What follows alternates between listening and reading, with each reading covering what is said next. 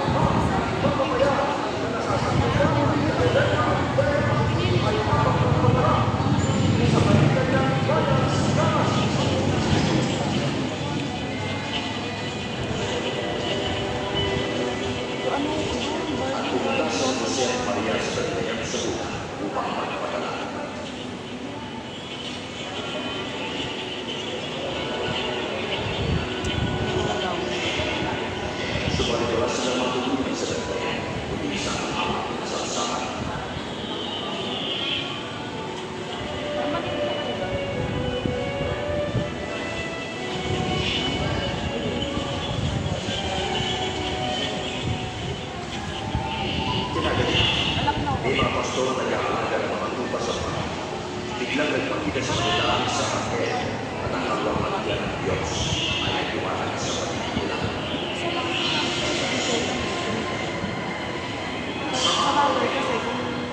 Isinilang ng Pinoy dalawang ligas, ang Kristo Panginoon.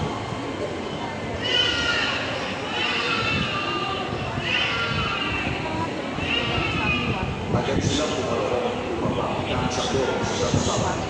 Sila una nagpahayag na mabuting panya.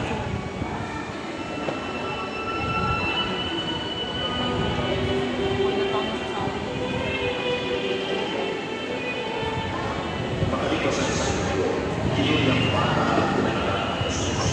Dinalangin ng Jose at Maria ang bata sa Jerusalem upang iaral sa Diyos.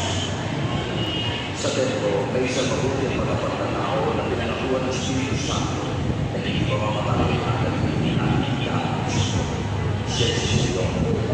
Ikinabang ang ating pong tema, halina at tanggapin si Jesus, tinapay na nagbibigay buhay.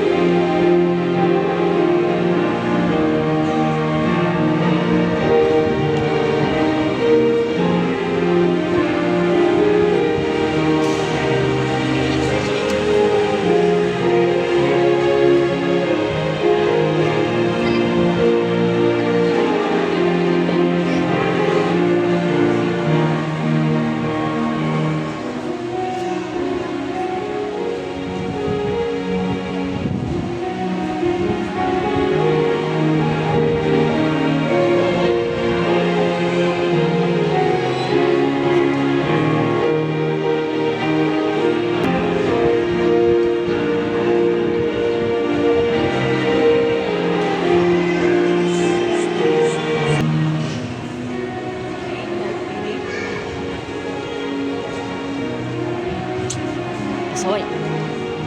Ayos.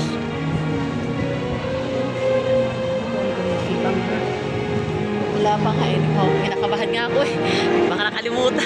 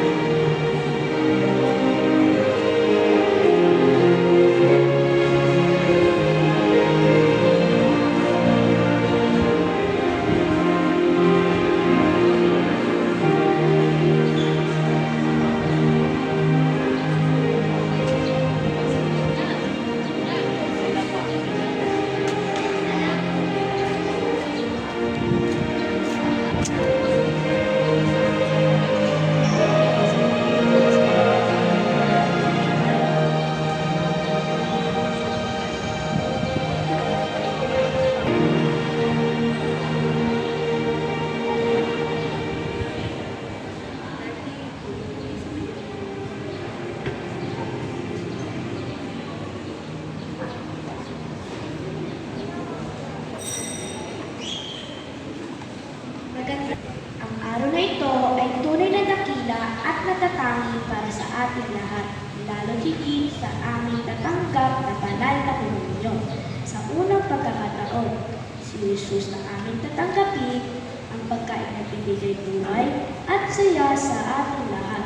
Hinihintay namin sa araw na ito kasama ang aming mga magulang, kaibigan at mga katekista na humubog sa atin upang kami ay lubos na maging handa sa aming pagtanggap kay Jesus, na patuloy kaming akali at gabayan sa kapanalan. Nawa sa pagtanggap natin kay Jesus sa banal na komunyon ay lumaki tayong malakas at matatag sa ating pagmamahal sa Diyos at sa ating kapwa. Kasama natin si Reverendo Padre Rustico Cruz, na mamumuno at makikiisa sa ating kagalakan at pagpupuri sa Diyos. Sa kanyang kabutihan sa araw na ito, kaya tayo magsitayo at awitin natin ang buong sigla at pagbuwad na awit.